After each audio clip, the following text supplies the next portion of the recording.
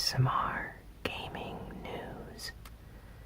Please hit that like button, sit back, relax, and let's begin.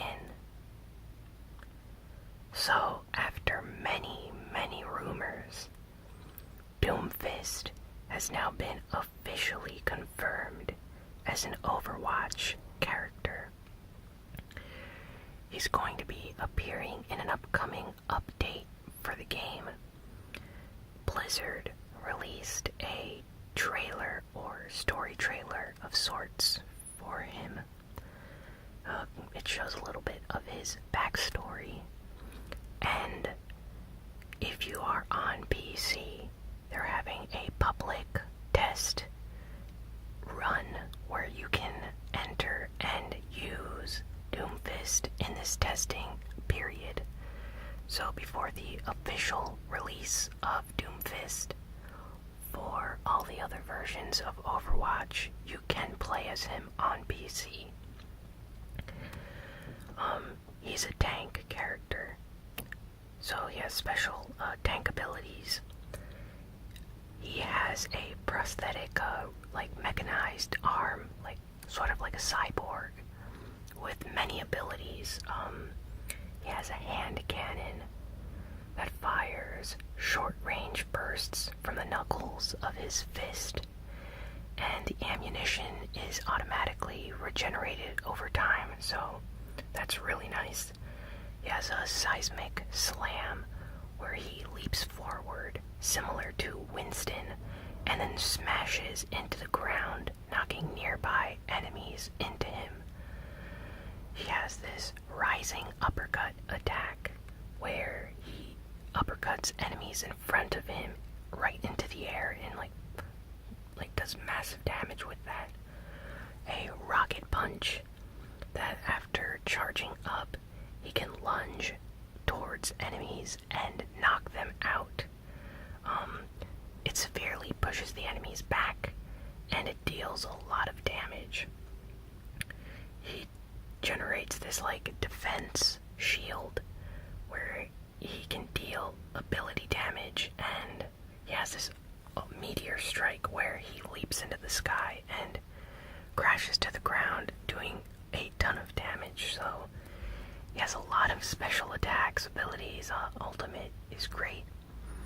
I think he's going to be a very important character for competitive play. Definitely the ability to knock enemies back is something that is really useful in competitive, to push people away from the payload, enemy teammates from the area that you're in. Using Doomfist is going to be a lifesaver for those instances where, the countdown is just 10 seconds left and you really need to get these people off the point or something, so can't wait to play as him once he's officially released. There's gameplay footage on YouTube if you want to check it out, or if you have the PC version, you should try out the public test where you can try out Doomfist for a limited period before the official launch. Okay, Destiny 2 had its open beta trailer released this week. It served of a purpose to get people hyped for the upcoming beta. It showed some new footage, stuff that you're going to be able to do in the game. The open beta is going to be on PS4. I don't think there's an Xbox One version, or at least they haven't announced it yet, but the open beta is on PlayStation 4, and it's open to everyone. Now, I know they sent out invites to certain individuals, so they got in for sure, but I believe it's open to the general public since it's an open beta, so it's coming out on the 21st of July, and if you are a fan of Destiny, I highly recommend checking it out. It's definitely going to be a lot of fun, and if you're a new player to the series, maybe this is a good entry point, to test out the game and see if you like the features before committing to purchasing the full product. So definitely something to check out if you're interested, or if you're on the fence about Destiny 2. The open beta, you can't lose by trying it out. So, Nintendo this week had a Splatoon 2 focused Nintendo Direct, and this Nintendo Direct completely focused on Splatoon and all the various aspects that are going to be in the sequel for Nintendo Switch. They revealed some stuff about their online infrastructure, how you're going to need to use a cell phone in order to chat with your friends and create lobbies, which is quite backwards. It's basically like using Discord on your phone. I don't know why anyone would want to use a dedicated Nintendo app on their phone, which is going to overheat, lose battery life much faster, when the Nintendo Switch could easily have an app right on the Switch for inviting friends to lobbies and to chat with them. So it feels very strange that Nintendo decided to go this route for online multiplayer in Splatoon 2. I feel like Nintendo might have done this to protect children online, but it really punishes a lot of, adult Nintendo fans like myself. So I don't know, it seems very backwards to have to use another device in order to play online with your friends on a system that should be totally capable of having its own, chat and online functions. An example would be the PlayStation Vita, which I'm a big fan of the PlayStation Vita. I had one since day one. Still have my launch day PS Vita, and I remember that starting on day one, you could open a party chat in the PlayStation Vita and invite up to 6 or 8 friends into a lobby and automatically talk to them, invite them, chat with them, voice chat, text chat, and you could all play games simultaneously while chatting, and there were no problems. It was something that was there back in 2012 when the PlayStation Vita launched, and that system is very underpowered compared to the Nintendo Switch. So Nintendo's telling us that they can't do something like that on the Switch is just a little bit confusing to me. But enough with that. They showed off new modes for Splatoon 2, Salmon Run, a game mode that's going to be in Splatoon 2. Looks amazing. It's going to be available during limited hours, so it's not something that you're always going to be able to play. I guess that makes it more special.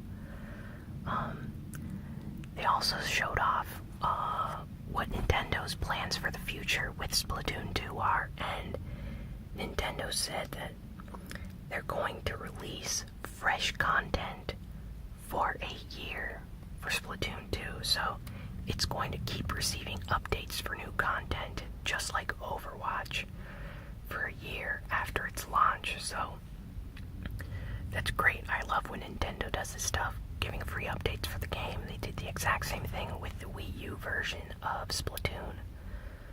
So that's definitely something I commend Nintendo for. So really happy about that. And Nintendo also said that they're going to be having Splatfests for 2 years. So they have Splatfests planned for this year and the next year. So, for those that don't know, Splatoon, the original game on the Wii U, had these fests, these Splatfests, which were online tournaments where all the players were divided between 2 factions, and they'd either be something like Autobots versus Decepticons, and you choose which side you'd want to be on, and you'd fight for the entire weekend or this period of the Splatfest, and when it's over, they revealed who the winner was. So they do fun stuff like that, and I can't wait for them to keep doing Splatfests like these in the future. And on the topic of the Nintendo Switch,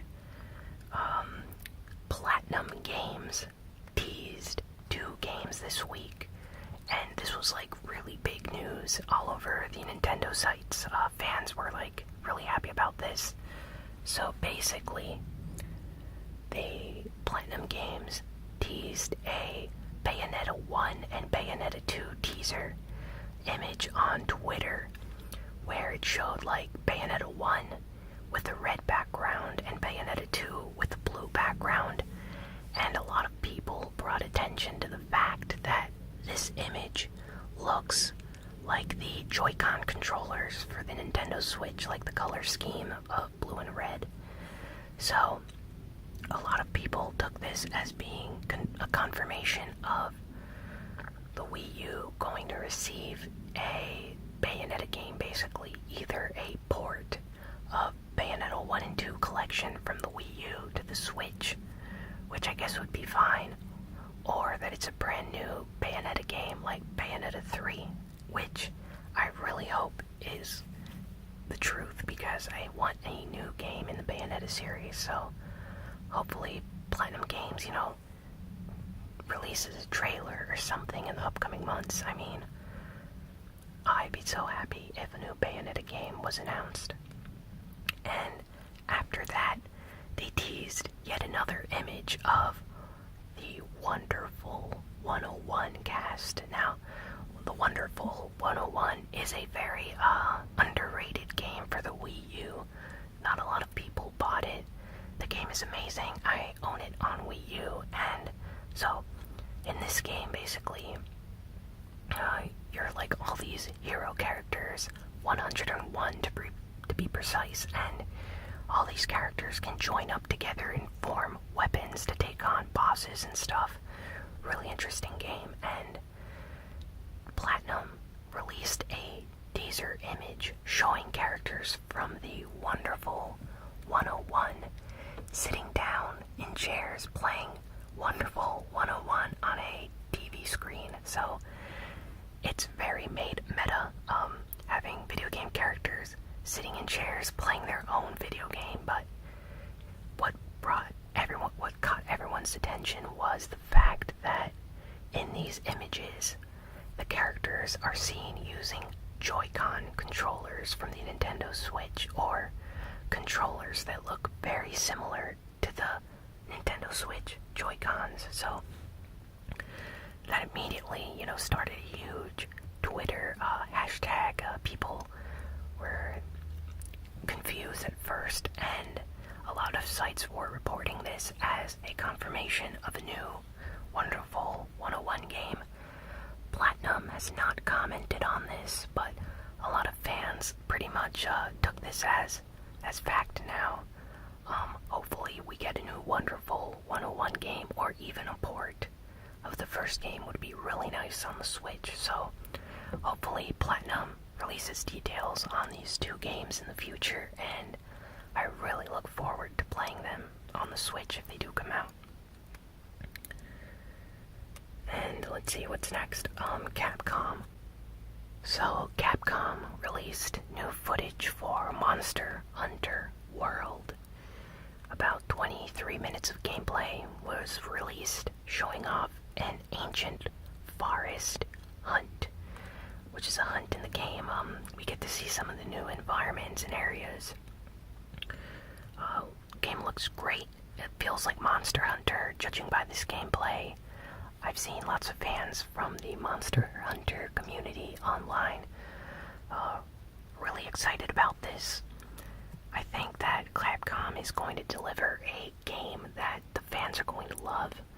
I know some elements, key elements from the Monster Hunter games have been slightly tweaked in this game, so maybe some people might not like that, but I'm curious to see how they balance it out for newcomers and veterans of the series. The game is out next year for PS4 and Xbox One, and it's rumored to come sometime later for the PC, so if you're a PC owner, you're going to be able to play this game eventually. And yeah, Monster Hunter, definitely looks really nice judging by this gameplay. Shin Megami Tensei Strange Journey Redux is coming out in Japan on October 26th, and a limited edition was recently revealed. We got to see some footage or pictures of what this limited edition version is going to come with. It's going to come with like rare memorial arrangement soundtracks with a total of 90 tracks included in all these CDs, so that's amazing. It's going to come with a 25th anniversary box and like a booklet with 208 pages, memorial box, and lots of other like unique artwork and stuff. So if you're a Shin Megami Tensei fan, this is not going to be localized in the US probably, so I recommend trying to find an importer and buying this from Japan. Sony released a PlayStation blog post this week saying that they updated their servers for the PS4 and that trophies now will sync almost simultaneously now. So before, it would take like 5 to 10 seconds for when you gained a trophy for it to actually sync and end up on your trophy profile, whereas now they've made it so in 1 second it's synced. So it's very close to what Xbox does now. I mean, in Xbox it automatically syncs like in less than a second, but really glad that Sony has updated their trophy feature, so that's really nice and useful if you are a PlayStation 4 owner. And let's see, what else is there? DJ Max. DJ Max Respect, the next DJ Max game, is coming out in July 28th in Asia. You know, China, Korea, and Japan, I believe, are the 3 places where this is going to launch. Not sure about Taiwan, but I assume they're going to be getting the same version as everyone else. The Chinese, Japanese, Korean versions of the game will come with an English language option, so if you don't speak Chinese or Japanese or whatever, you're still going to be able to read and play this game in English. So if you're going to import, you can still do that. If not, I think they already announced that they're going to be localizing this game, so it should be available on the US PlayStation Store digitally as well. And lastly, Starcraft Remastered. The remastered edition of Starcraft, the classic PC game from Blizzard, is going to be releasing on August 14th for $15. There's a lot of updates to the game. They basically upgraded the UI and changed some things. It has widescreen, Ultra HD 4K support, matchmaking, leaderboards, cloud saving, new high-quality music and sounds, updated features, and you can like switch between the original version or the remastered version whenever you want. So if you're a fan of the original StarCraft, you don't need to worry. You can still buy this version and play the original game. So this is really a big deal for fans of StarCraft. Great game for the PC when it came out, and people in Korea especially still play this game to this day. It actually came out on the Nintendo 64 of all things, and I would really like to see Blizzard maybe port Starcraft Remastered on the Nintendo Switch. Now I know the controls would be insane for it, you know, it's probably not the optimal way to play that game, but it was on the Nintendo 64 originally, so if it was on the 64, it can easily be ported to the Nintendo Switch. So that's just something I'm throwing out there. Probably won't happen, but I'd really like to see a Switch version next to the PC remastered version. Well, that's all for this week. Be sure to like, comment, share, and subscribe. And yeah, thanks for watching. I'll see you all next week. me on VidMe. That's vid.me, VidMe.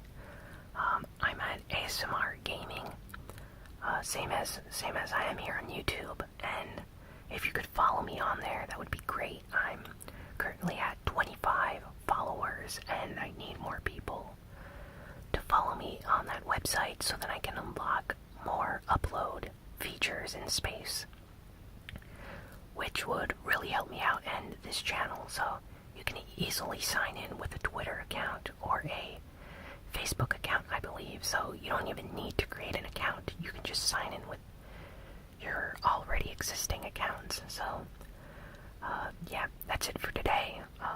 See you all next week, and so long and farewell.